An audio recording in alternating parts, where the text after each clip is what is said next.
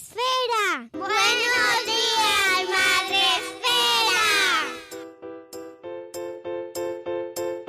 Buenos días, Madre Esfera. Hola amigos, bienvenidos un día más a nuestro podcast. Hoy os traemos un tema que sabemos que os interesa muchísimo. Hoy hablamos sobre adolescencia, hoy hablamos sobre qué les pasa a nuestros hijos, a nuestras hijas cuando llegan a esa edad. ¿Y qué nos pasa a nosotros? Porque ahí también tiene mucho que ver. No solo cambian ellos, nosotros también estamos cambiando. Y ya no somos los mismos que cuando tenían 2 o 3 años. Estamos un poquito más cansados. Pero amigos, no todo es negativo. La adolescencia es una etapa maravillosa. Ya hemos hablado sobre ella en muchas ocasiones en este podcast, pero seguimos buscando oportunidades y momentos para entender mejor qué ocurre en la adolescencia y sobre todo cómo podemos superar aquellos retos y dificultades que se nos van a ir presentando. Hoy contaremos con la presencia, con la ayuda y con la charla de Lola Álvarez. Ella es licenciada en Pedagogía por la Universidad de Barcelona, máster de estudios de observación psicoanalítica y formación doctoral de psicoterapeuta de niños y adolescentes en la clínica Tavistock, donde también ha trabajado como docente. Se ha formado como psicoterapeuta psicoanalítica de adultos y lleva 30 años proporcionando apoyo a niños y adolescentes. Ha participado en equipos de diagnóstico de trastornos neurológicos del desarrollo como autismo y TDA y actualmente colabora con servicios de apoyo a personas autistas. Y es la autora del libro ¿Pero qué te pasa? 10 claves para entender la adolescencia en positivo, editada por Planeta. Con ella vamos a hacer un recorrido por algunos de los principales problemas a los que nos enfrentamos como padres, por algunos de los casos que ha visto ella a lo largo de toda su experiencia y espero que nos vayamos con un espíritu más positivo y que, bueno, pues que nos preparemos para afrontar esta etapa de la mejor manera posible. Vamos con la entrevista.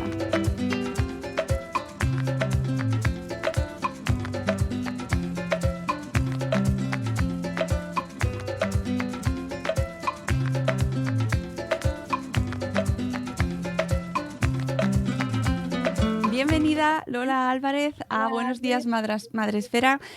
¿Cómo estás? Muy bien, muchas gracias. Un placer estar aquí. Muchísimas gracias por tu tiempo, es un placer tenerte con nosotros y tengo que darte la enhorabuena porque el libro acaba de salir, si no me equivoco, el día 20, ¿no? Hace nada. Sí, ayer. ¿Qué tal? ¿Cómo está siendo este proceso de tu primer libro?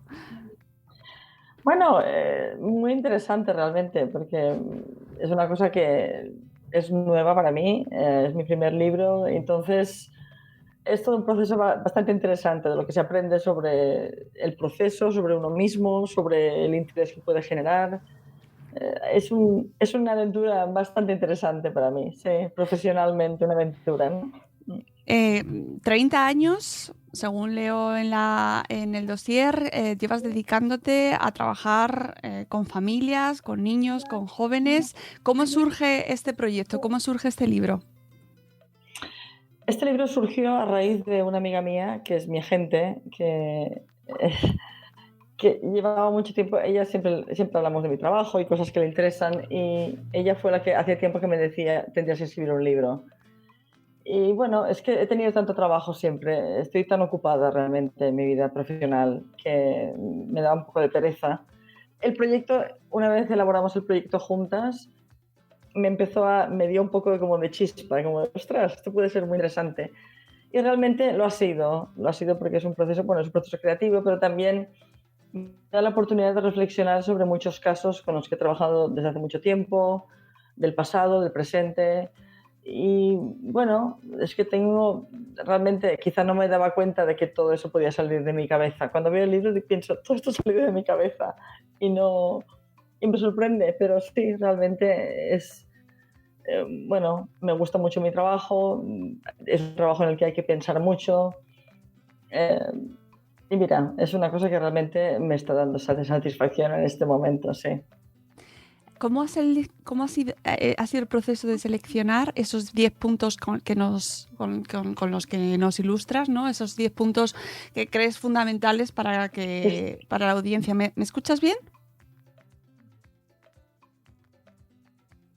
No sé si me escuchas, Lola. Espera, ¿te estás recortando?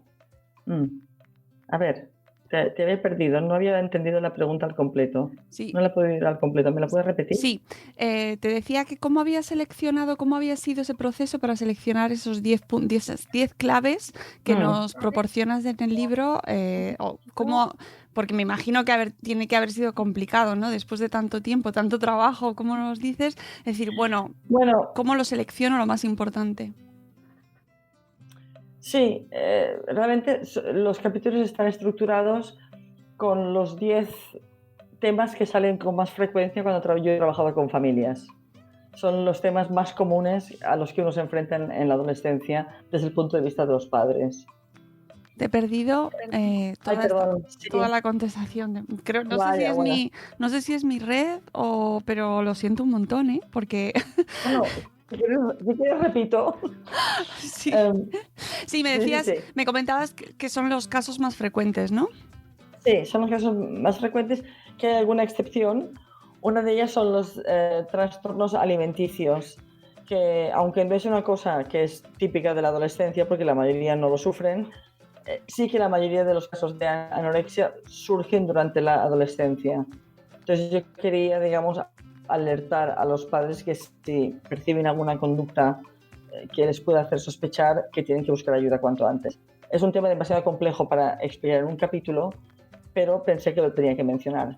Y hay otro capítulo que es la adolescencia tardía, que pensé que es un poco un fenómeno sociológico que ocurre en España y que me llama la atención, y pensé que sería una cosa interesante de desgranarlo un poco, de poder explorar cuáles son los motivos de que ocurra eso. Es tremendo. Yo te tengo que decir que me ha gustado muchísimo el libro. Me ha encantado. Me alegro. Sí, de verdad que sí. Y además te lo digo ya no solo como periodista, sino como madre. Además tengo hijos que se van aproximando hacia ese periodo, con lo cual cada capítulo era tomar notas, no solo para la entrevista, sino también para mí, ¿no? A nivel personal. Y me parece que aporta, pues que se nota que trabajas desde la experiencia, que son casos que has visto, ¿no? Y que te hacen pensar mucho en el rol de los padres. No sé hasta qué punto los padres somos conscientes de la importancia de esa etapa o no, ¿no? No sé cómo lo ves tú las familias. Creo que no sois conscientes de la importancia que tenéis para un adolescente. Entonces, la misión para mí ha sido esa, ha sido decir a los padres, animaros, vosotros tenéis muchos conocimientos, podéis ayudar a vuestros hijos. Que no os dé miedo ayudar a vuestros hijos. ¿Sabes qué pasa? Que también trabajo mucho con padres y madres. Cuando un adolescente tiene algún problema y no quiere acudir a un profesional, trabajamos con los padres. Entonces los padres aprenden a entender la comunicación del adolescente. Cuando te la explican a ti, entonces se dan cuenta de que, quizá tenía que haber hecho esto, o quizá cuando le dije eso fue por lo otro. Y empiezan a ver su rol desde un tercer punto, digamos, como en tercera persona. Empiezan a ver cómo interactúan ellos con su hijo y su hijo con ellos, y a qué se deben estas cosas. Y realmente es un trabajo muy productivo, porque realmente ayuda mucho al adolescente. E incluso ayuda a los padres con sus otros hijos, ayudan a entender la comunicación más fácilmente. Entonces es una cosa que siempre creo que los padres tienen la clave, solo hay que ayudarles a que la encuentren, ¿sabes? Entonces yo quiero que los padres se animen a esa tarea. Claro, ¿sabes lo que pasa? Cada vez se habla más de adolescencia. Incluso nos dicen que antes no existía la adolescencia, que esto es un proceso que socialmente hemos cambiado mucho, ¿no? A lo largo de la historia, y que antes no existía la adolescencia, no daba tiempo, ¿no? De la infancia se pasaba a ser adulto y chimpún. Y claro, ahora de repente entramos en una época en la cual la adolescencia le damos cada vez más importancia y más importancia, cosa que me parece bien, pero por otro lado, llegamos los padres a esa etapa, ya nos vamos preparando desde los 6, 5, 6 años, porque además cada vez empieza antes, cada vez empezamos a verla con más miedo. Sí, es que tiene mala fama, es Claro. verdad. Una pena, pero es verdad, sí, sí. Y no sé hasta qué punto, eh, claro, es inevitable centrarnos en la adolescencia, pero ¿es tan diferente la adolescencia de la infancia como para que no sean los mismos problemas o no empecemos a tratarlo desde que son más pequeños? En algunas cosas sí y en otras no. A ver, en la adolescencia hay un crecimiento físico muy notable y muy drástico, que es el que está a la vista, digamos, el que se hacen más altos, les cambia la voz, les salen pelo, todas esas cosas. Y luego el interior, el interno, que es desarrollo cerebral. Es el periodo que tiene un desarrollo cerebral más agudo después del desarrollo fetal. O sea, durante el feto el cerebro se desarrolla mucho y la siguiente transformación grande ocurre durante la adolescencia. Entonces es un periodo de muchos cambios y luego los cambios hormonales también. Entonces, claro, lo que ocurre es que el joven está, digamos, viviendo esos cambios y tampoco controla mucho lo que le está ocurriendo. No te puede dar muchas explicaciones cuando él tampoco está, digamos, reconociendo su cuerpo y su anatomía y lo que le ocurre y su fisiología. Entonces es difícil para un joven poder transmitir todo a sus padres cuando él mismo no lo tiene tan claro. Pero por otro lado, hay cosas que son claves en la adolescencia que también son claves en la infancia, que es la comunicación. La comunicación con los hijos es importantísima desde un principio. Hablar con ellos de todo y de nada. Hablar con ellos en la mesa, en los trayectos de coche, cuando miráis películas, cuando hacéis cualquier actividad juntos.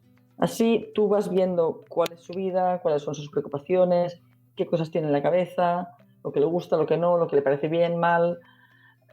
Él sabe los tuyos también, porque entonces ya puede ver lo que, ¿sabes?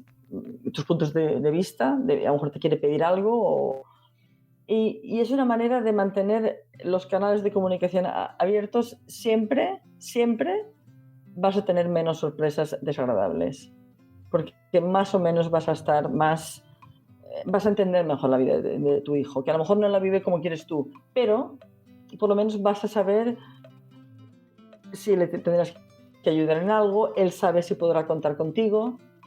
Todas estas cosas son fundamentales y todo eso disminuye muchísimo el riesgo y la preocupación, que en la adolescencia quizá lo que da más miedo es el riesgo, es la tendencia a la impulsividad, al ímpetu, a las conductas un poco que rozan los límites. Entonces todo esto se va a dar en algún punto, bueno, en mayor o menor grado, ¿no? Pero todo esto, si el adolescente está bien conectado contigo y sabe cuáles son tus modos de pensar, o sea, los hijos, los adolescentes y los niños interiorizan la figura de los padres, que es la que les dice no hagas eso porque es peligroso, cuando están solos sin ti. Entonces, en la adolescencia, esta voz la siguen teniendo ahí, no siempre la quieren escuchar, pero está ahí, Es verdad. ¿sabes? Y yo creo que algo que nos aterroriza a todos los padres es que descubran que somos seres humanos, ¿no? Que ese proceso por el cual todos hemos pasado también con nuestros propios padres y que se junta, ¿no? En esta época es cuando ahí... ¿Cómo afrontamos los padres ese momento? Porque yo aquí creo que es una cuestión más nuestra casi que de nuestros hijos. Es decir, ¿cómo hacemos nosotros para llevarlo con naturalidad, ¿no? Que van a vernos como somos. Sí, y además, a ver, en muchos casos la adolescencia coincide con cambios en los padres también. Claro, Muchas mujeres están entrando en la menopausia, por ejemplo. También puede haber cambios estructurales en la familia, puede haber separaciones, puede haber muertes, enfermedades, puede haber una serie de cosas. Todo eso influye al adolescente, pero también influye a los padres. ¿Qué tipo de estrés tienen? Por ejemplo, ahora durante la pandemia, los padres pueden tener miedo pues, a la inseguridad laboral, a no poder pagar la hipoteca, a que se les muera algún abuelo, tener que teletrabajar, tener que educar a sus hijos en casa. Tienen muchos frentes abiertos los padres en estos momentos. Entonces, a lo mejor en ese momento las necesidades de su hijo adolescente no están en la prioridad número uno. Pero eso es comprensible y eso un hijo lo puede comprender. Que a veces el estrés de la vida diaria es demasiado y que la vida es así. Y realmente predica con el ejemplo a la hora de gestionar crisis. Todos tenemos crisis de vez en cuando. Y los hijos aprenden de los padres cómo gestionar este tipo de cosas. Entonces, quiero decir, no hay que autofustigarse porque no siempre tengas al adolescente como prioridad número uno, porque la vida también ocurre. Hay más hijos, hay una pareja, hay muchas cosas más. Dedicas un capítulo precisamente a estos cambios estructurales de la familia que comentabas, ¿no? Y a las circunstancias de familias que yo no sé si coincide en que tengas más casos según ha ido pasando el tiempo, si se dan cada vez más casos de familias separadas o de familias monoparentales, monomarentales. ¿Lo ves cada vez más a menudo? Bueno, yo trabajo en Reino Unido y las familias monoparentales son bastante frecuentes. El divorcio lleva allí mucho más tiempo en España. En España también hay bastantes. No sé cómo es la estadística comparativa entre los dos países, pero no sé si vemos más monoparentales que con los dos padres. También vemos muchas familias con los dos padres. O sea, no sé hasta qué punto la familia monoparental influye para tener algún problema de salud mental, digamos, que es lo que estamos tratando en la clínica, ¿no? Yo creo que vemos muchos casos donde los padres se llevan fatal. Eso sí que afecta la salud mental. Los padres siguen casados llevándose muy mal y no se dan cuenta de lo mucho que esto afecta a su hijo. La idea de proteger la familia y seguir juntos está por encima de todo, y en estos casos no es la mejor solución, porque eso puede dañar mucho a los hijos. Entonces, no sé, o sea, no sé cómo se inclinaría la balanza para un lado o para el otro. Uh-huh. Sí, sobre todo lo relacionaba con que, por ejemplo, bueno, pues el hecho de que las familias se separan cada vez más a menudo es algo como que lo vamos viendo. No tengo los datos, es un momento sin evidencia científica en absoluto, pero como que parece que es cada vez más normal que se vayan dando familias recompuestas, ¿no? Ese modelo de que se van formando nuevas familias, ¿no? Ya no está, la familia tradicional se va descomponiendo, eso nos lo van diciendo cada vez más, y no sabía hasta qué punto influía esos puzzles que se van creando cada vez más en las situaciones que ves. Pero bueno, para siguientes volúmenes en cualquier caso. Bueno, la familia monoparental generalmente hay más estrés, generalmente, porque claro, lo que hacen dos padres lo tiene que hacer uno. Entonces eso ya de entrada ya es más trabajo. Y luego también que según cómo se lleven los excónyuges o la expareja, digamos, también crea mucho estrés eso, si sigue habiendo conflicto. Entonces, es una cosa a tener en cuenta. Lo que pasa es que, te digo, hay tantas otras posibilidades de familias que están unidas y hay otros problemas. Y bueno, pero en general, la razón por la que lo convertí en un capítulo es porque eso también impacta en la vida de un adolescente cuando estás viviendo solo con uno de los padres. Uh-huh. Otro capítulo que también me parecía muy interesante, bueno, todos lo son, pero a nivel como una cuestión como más de ahora, ¿no? Más de actualidad, es el tema de las redes sociales, por ejemplo, ¿no? Siempre estamos ahí en el debate eterno de cómo afectan las redes sociales, si contribuyen o empeoran, contribuyen a empeorar esa salud mental de nuestros adolescentes, de nuestros hijos, y sí que me interesaba tu punto de vista. Sí, influyen y no siempre de forma positiva. Lamento decirlo, porque para muchas cosas son muy útiles. Y realmente durante la pandemia, por ejemplo, las redes salvaron a mucha gente de no sentirse totalmente aislado del mundo. Quizá para los jóvenes la pandemia eso les ayudó a seguir más como estaban siempre, que es con el teléfono en la mano, ¿no? Y esta vez estábamos justificados. Pero las redes influyen mucho porque no hay suficiente educación yo creo, en cómo utilizarlas y en los riesgos de cómo utilizarlas.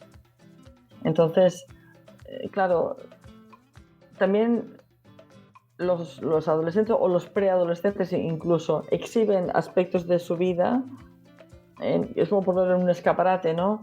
Entonces, no tienen la madurez para procesar la recepción que da eso, el que tenga likes o no likes. O sea, los inputs que les llegan de todo eso son difíciles para una mente joven y realmente pueden impactar mucho su autoestima.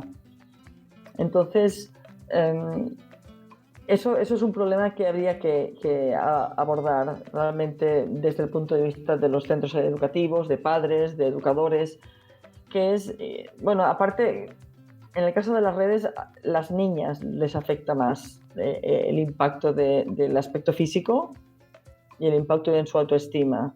O sea, hay un gran énfasis bueno, en estar muy mona y en colgar fotos con no demasiada ropa. Entonces, esto es una cosa en que hay un peligro de que se objetiviza mucho la niña o la mujer, que va a ser el día de mañana, ¿no? Como que en algunos aspectos hemos retrocedido en algunas de las batallas del feminismo, me temo. Porque muchas niñas de hoy en día pues, se quieren exhibir y no sabemos muy bien por qué después de luchar contra tanto, ¿sabes? Contra tanto acoso sexual y todo eso así, es un punto, digamos, en el que hay que pensar con mucho cuidado cómo se transmite eso. Esto sale en el capítulo sobre las redes, que son libres de hacer lo que quieran, pero ¿cómo son de libres realmente? Si es una imagen que a lo mejor va a ser utilizada de maneras que ellas ni se imaginan. O sea, hay que educarles mucho en lo que es una red, lo que puede ocurrir, pero además en cómo quieren proyectarse ellas al mundo. O sea, eso es lo que quieren que la gente conozca de ellas. Y claro, eso son cosas que hay que cuestionarlas mucho, porque realmente, si ese es el caso, pues tenemos mucho trabajo por hacer todavía en el tema del feminismo y de la igualdad. Y más teniendo en cuenta que cada vez entran antes en las redes.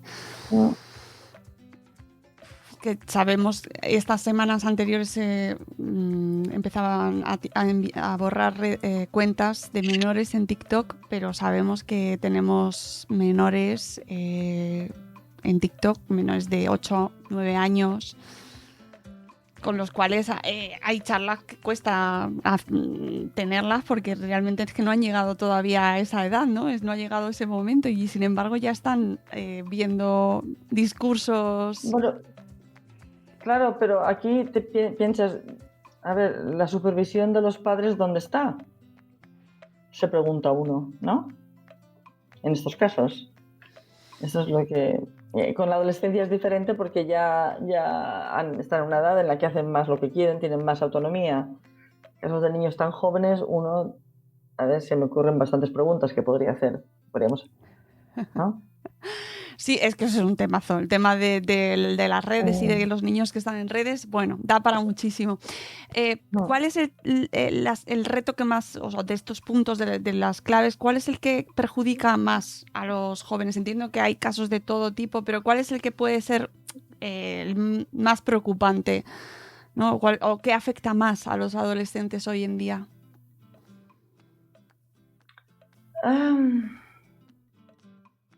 A ver, estoy intentando pensar.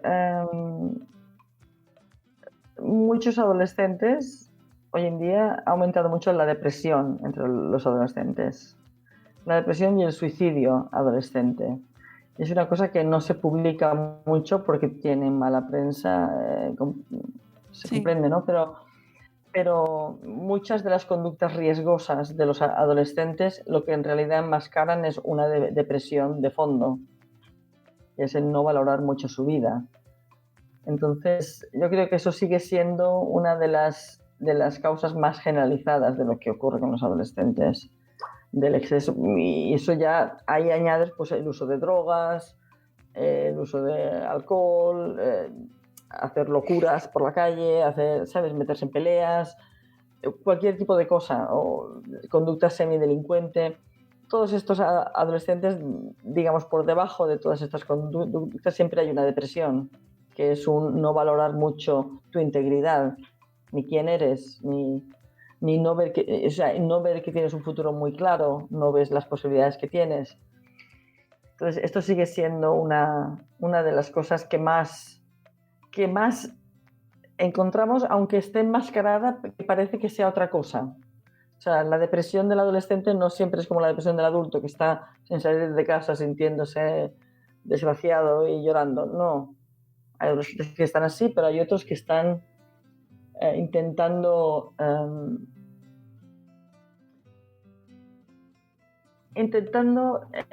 que les dé vidilla cosas que son excitantes pero peligrosas. Y eso, el peligro, son conscientes del peligro y no lo evitan. Entonces eso siempre nos hace preguntarnos, bueno, ¿y si chocas con el coche cuando haces esto? ¿Y si cuando haces ese salto te rompes algo? ¿Y si cuando vas a estas fiestas y tomas cannabis, pastillas, alcohol, entonces si te pasa algo? Hay muchas cosas de ese tipo que son como una especie de depresión latente que les impulsa a hacer esas cosas. Claro, también están en una edad en la que experimentar es lo propio, pero se puede experimentar dentro de unos límites más seguros y menos seguros. Y casi todos saben cuando están cruzando esa línea.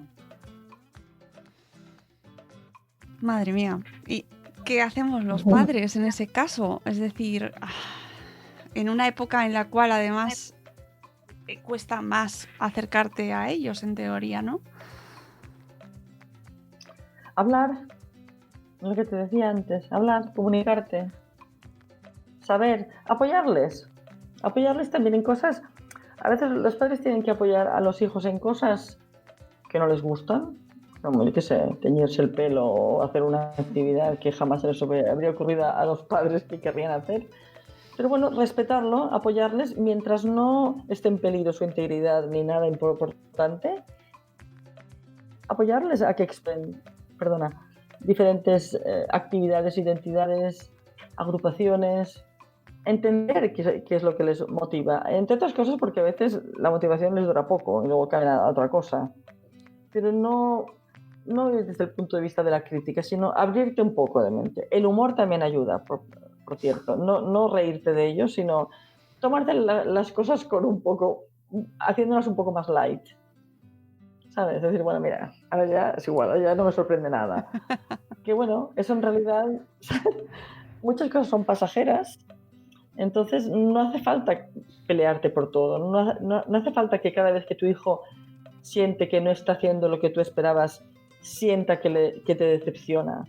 No le va bien ver que te decepciona, es mejor no tener muchas las expectativas de todos los padres, pero cuando son cosas así más transitorias, bueno, están descubriendo quiénes son, lo que les gusta, lo que no. Está bien decirlo. Hay que elegir las batallas bien. Eso me encanta. Eso Sí. Lo pones en el libro, lo incluyes en tu libro y me parece un gran consejo. Y luego hay otra cosa que me gustó mucho, que habla sobre la magnanimidad adolescente, que me parece muy interesante porque como que se demoniza mucho esta etapa y sin embargo tú nos dices, cuidado, porque es que muchos adolescentes ejercen o tienen unos comportamientos que dejan muy por debajo a sus padres, es decir, que se comportan de una manera ejemplar muchas veces. Es cierto, sí, porque con la adolescencia va el idealismo y quizá la pureza de espíritu que luego se pierde cuando te haces adulto, te vuelves más cínico, por lo general, ¿no?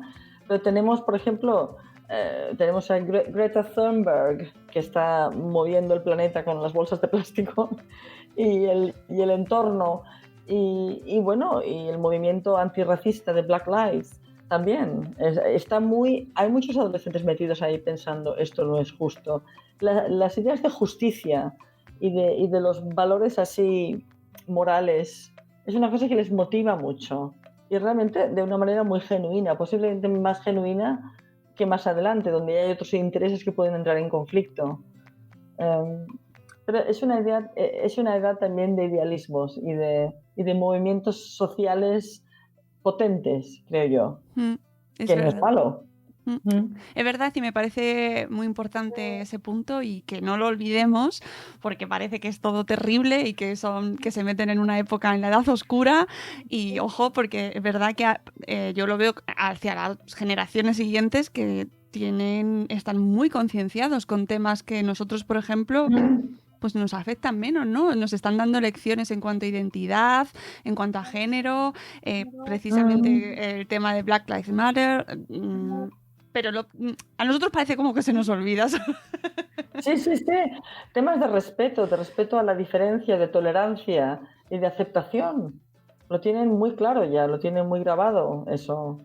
Ya les parece justo y muchas veces muchos ponen en su sitio a sus padres, incluso con el lenguaje que utilizan. Es verdad, el lenguaje, cierto. Y por último, no quería que se me pasara el tema del instituto, por ejemplo, porque es una fase y un momento que nos aterroriza un poco a los padres. Yo no sé si allí en Inglaterra pasa como aquí, pero aquí empiezan a los 12 años el instituto. Antes empezaban a los 14, ahora lo han bajado 2 años y se convierte en una... Bueno, no sé cómo explicarlo, pero describirlo, el sentimiento de terror que veo en padres que me rodean y que conozco. ¿Cómo ayudamos a nuestros hijos y cómo nos ayudamos también un poquito a nosotros a afrontar esta etapa? Bueno, intentando normalizarla, intentando ver que es que en la vida siempre habrá transiciones difíciles, que a veces pasa, por ejemplo, de guardería al colegio, ¿sabes? Y a veces del colegio de una fase, de un ciclo a otro ciclo. Y entender, en todo esto hay un aprendizaje. Cuando pasen de la ESO al bachillerato también estarán ansiosos, cuando vayan del bachillerato a la universidad también. Las transiciones siempre necesitan un poco más de atención y ayudarles a gestionar todas estas inseguridades puede serles muy útil, porque esto el día de mañana te pasa cuando cambias de trabajo también, cuando eres un adulto. El primer día estás un poco nerviosillo, ¿no? Entonces, pasar con ellos esto, pensar en lo que les puede, en cómo va a ser el primer día, ayudarles a pensar, prepararlos bien, hablar con ellos cuando vienen, ven cómo ha ido, lo que se puede mejorar al día siguiente, si han encontrado todo lo que buscaban, porque una cosa de los institutos es que son físicamente muy grandes y a veces se pierden. Por lo menos allí los institutos secundarios caminan kilómetros los niños cada día, de aula a aula. Y se pierden y a veces dicen, es que me he perdido, es que no pude llegar a química porque me perdí o lo que fuera, ¿no? Y entonces ayudarlos a gestionar, o sea, explicarles cuando van que todo esto es lo normal, cuando uno empieza en un sitio y revisar un poco cada día cómo te ha ido hoy. Ah, mira, pues hoy he conocido a un niño, será simpático, hemos estado juntos en el patio, bla, bla. Un poco ayudarles a entender que la transición siempre va a generar ansiedad y que habrá otras, pero que son cosas que poco a poco se van conquistando, ¿no? Las pequeñas batallas que hay se van conquistando. Y que es una cosa que es un sentimiento muy natural y que a los mayores también nos pasa. Esto siempre les gusta mucho. El saber que a los mayores también les pasa, les consuela siempre. ¿Sabes? Es verdad, es verdad. A ver, yo a mí hacer entrevistas me ponía un poco nerviosa. Yo pensaba, yo soy psicoterapeuta, ¿por qué tengo que hacer entrevistas? Claro, ahora escrito un libro, te van a hacer entrevistas. También tenía un poco de ansiedad. Normal. No es lo que hago yo habitualmente. Bueno, es otra manera también. A mí como me encanta entrevistaros y charlar sobre los libros que escribís o sobre temas tan bonitos como este, me parece que es otra manera de divulgar y de conocer realidades que vivís. En este caso te la quedas para ti, para tu familia a la que pasas consulta y nada más, ¿no? De esta manera aprendemos todos un poquito, pero yo invito a la gente que nos escucha a que acuda a las librerías, que ya tenéis el libro en venta y que es muy recomendable, se lee de una manera súper rápida, está dividido en estos 10 capítulos con muchos casos prácticos, casos reales, basados en casos reales, ¿no? Sí, sí, sí. Y que además aportan pues un montón de matices, porque yo entiendo que aquí hacen mucha falta también matices, es decir, no es todo blanco ni negro. Desde luego, sí. Sí, y que a veces el lenguaje, la manera de decir las cosas puede sentarle a un adolescente de una manera o de otra. ¿Sabes? Los matices son importantísimos en esta edad. Ujú. Me Sí, gusta un buen mucho esos punto. casos porque se ve, ¿no? Se entiende la figura del padre, la figura de la madre, las circunstancias del padre, las circunstancias de la madre, lo que está viviendo el entorno de nuestros hijos, también tan importante, ¿no? No olvidarnos del entorno. Tiene un montón de detalles que las historias, Lola, y yo creo que el objetivo era que nos llegase a nosotros esas historias. Para mí, desde luego, se ha cumplido totalmente y quiero la segunda ¿Cómo me parte. alegro? ¿Cómo me alegro? Me alegro que como madre y como periodista te haya gustado, de verdad te lo agradezco, porque mi idea es siempre, los padres hacemos una labor tan importante criando vidas jóvenes, y mi idea era esta, que se atrevieran, que no se desanimen, adelante, Sí. ¿sabes? Que lo entiendan, que se atrevan. Sí, y se lo he recomendado ya a amigas mías, madres y padres también, y espero que lo lean muchas familias y que bueno, que nos ayude a todos a sobrellevar, bueno, de la mejor manera posible esta etapa, que también tiene cosas muy buenas, como también nos recuerdas, y muchas oportunidades de conocer a personas ahí que estamos criando. Sí, de saber quiénes son. Es fascinante saber quiénes son. Descubrir cómo se va vislumbrando el adulto que van a ser, ¿no?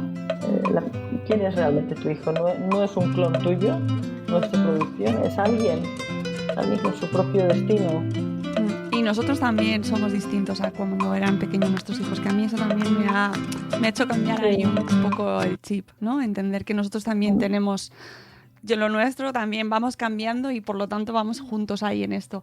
Lola, muchísimas gracias, de verdad, Encantada. por este ratito.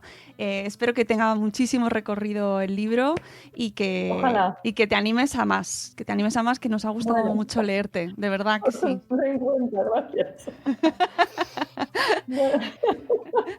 Gracias, Mónica, te lo agradezco mucho. Nada, un placer. Y amigos, nosotros nos vamos, nos escuchamos en un nuevo episodio de Buenos Días Madresfera. Ha sido un placer estar aquí con vosotros y siempre aquí recomendando libros. Ya sabéis, yo os pongo deberes a leer libros tan interesantes como este. Amigos, hasta la próxima. Adiós.